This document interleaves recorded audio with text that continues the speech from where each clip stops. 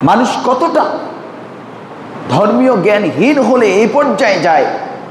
একজন আলেমকে গতকালকে একটা কথা বলতে শুনলাম, সেটা কি যে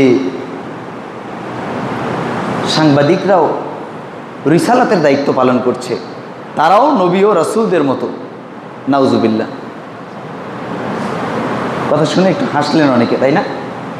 কিন্তু এই কথাটা শোনা মাত্র আমাদের হৃদয়ে রক্তক্ষরণ হয়েছে। একটু কোরআন সুন্নাহর নয়নে ভাবি, আল্লাহ নবী সাল্লাল্লাহু আলাইহি সাল্লাম ইসলামের নবুয়ত পাওয়ার আগেও তিনি আল আমিন ছিলেন এবং সাদিক ছিলেন, পরম বিশ্বাসী ছিল, চরম সত্যবাদী ছিল। কিন্তু আমরা কালেমা পড়ার সময় বলি না আশহাদু আল্লা ইলাহা ইল্লাল্লাহু ওয়া আশহাদু আন্না মুহাম্মাদান আল আমিন ওয়া সাদিক বলি। আল্লাহ রাসূল সাল্লাল্লাহু আলাইহি সাল্লাম অত্যন্ত দানশীল ছিলেন, তার চাইতে দান কেউ করতে পারতেন না বেশি। কিন্তু আমরা কি তাকে দানশীল বলি? শাহাদা পড়ার সময় তাকে দানশীল বলি? বলি না। তিনি অত্যন্ত দয়ালু ছিলেন, আমরা কি তাকে শাহাদা পড়ার সময় দয়ালু বলি? বলি না। তার মানে এই যে বাকি যে অ্যাডজেক্টিভগুলো রয়েছে, এগুলো মানুষের সঙ্গে যায়, মানুষ এগুলো ধারণ করতে পারে, হয়তোবা অনুরূপ পারবে না, সত্যবাদী হতে পারবে কিন্তু আল্লাহ রসুলের মতো হয়তোবা হতে পারবে না, বিশ্বাসী হতে পারবে কিন্তু হয়তোবা আল্লাহ নবীর মতো হতে পারবে না, কিন্তু বিশ্বাসী গুণ অর্জন করতে পারবে কি পারবে না? কি বুঝতেছেন আমার কথা?